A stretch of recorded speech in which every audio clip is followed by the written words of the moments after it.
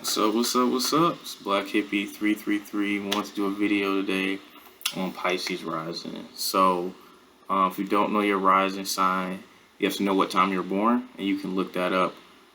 Various websites. Just look online for your natal chart, and it'll tell you the highest point, the rising sign of when you were born at that time. And so, your rising sign is your persona, the energy you give off to the world, like your personality. Is tied to your soul mission. Um, and Pisces rising, Pisces is a water sign, it's mutable, and it is, so for some astrologers, they say it's ruled completely by Neptune, and then some astrologers will say it's Jupiter and co-ruled by Neptune. So when I look at it, I see the relationship to Jupiter. Jupiter is all about expansion, it's all about wisdom, it's all about knowledge. And then Neptune was all about, it's a dreamy world. It's the world of spirituality, world of awakening, evolution. And so Pluto carries that magical energy. So it's symbolized by the fish. So fish, a lot of people know Jesus is symbolized by the fish as well. So that was the age of Pisces. And so that fish is kind of symbolic for it. So Cancer, if you look at Cancer, Cancer is more of the crab. So it's kind of on top of the water. It's on the surface. And if you look at Pisces, it's actually swimming. It's in the water. And Scorpio is going to be fixed water. It's at the bottom. It's deep.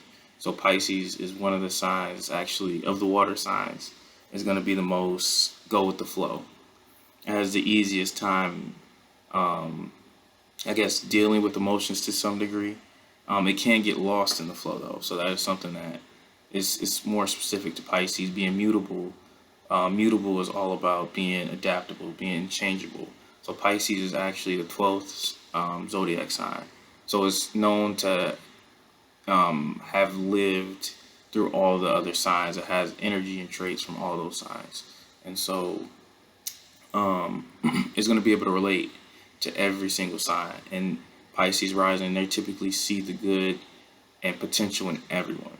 And so that is kind of what they can get lost in. They're so connected. It's all about connectivity. It's all about, they understand life is more than the mundane 9 to 5. They're not really interested in just basic everyday life and kind of how we operate within capitalism and today's society. So they're very, they can seem spacey. A lot of people say they look like they're spaced out. They look like they're not here.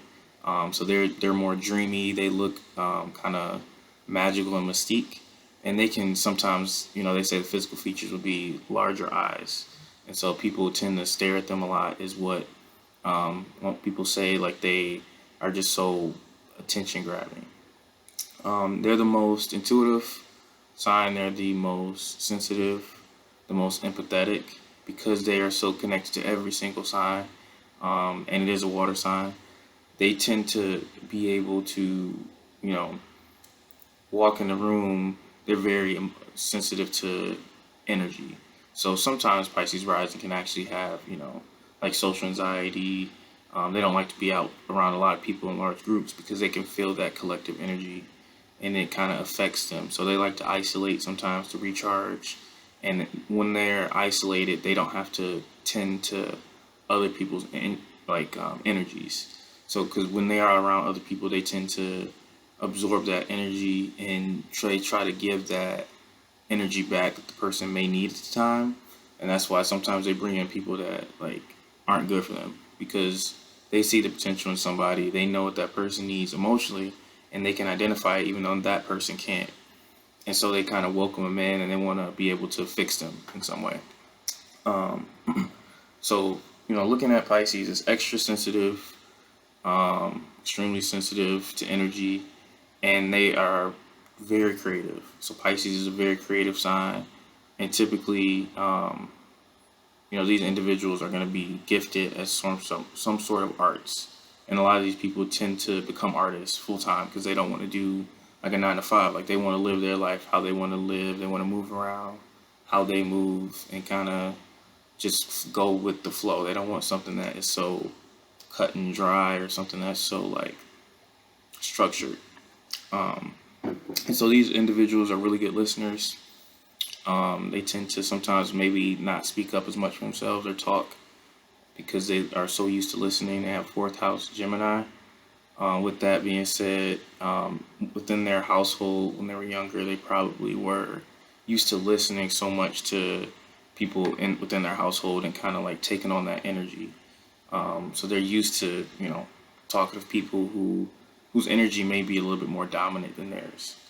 And then they have seventh house Virgo. So with Virgo in the seventh house, the house of relationships, they have to learn to be more critical and learn to be more strict with who they allow within their energy, because sometimes they can be too welcoming the wrong energy, and then that kind of fucks them up. So they got to be way more strict and way more practical to create stability within their own emotional lives. And then they're gonna have 10th house Sagittarius. So in order to get to the status that they want within life that'll allow them to move freely, they have to channel and be expressive. They have to be more expressive with their creative side to whatever they're good at, because sometimes that's hard for them to express their needs, their wants, and still be able to be, I guess, show who they are to some degree and how they feel, and kind of take charge, because they're not the most, they're because they're so sensitive, because they're so intuitive, they are more so trying to help those around them. They tend to do that, especially when they're younger.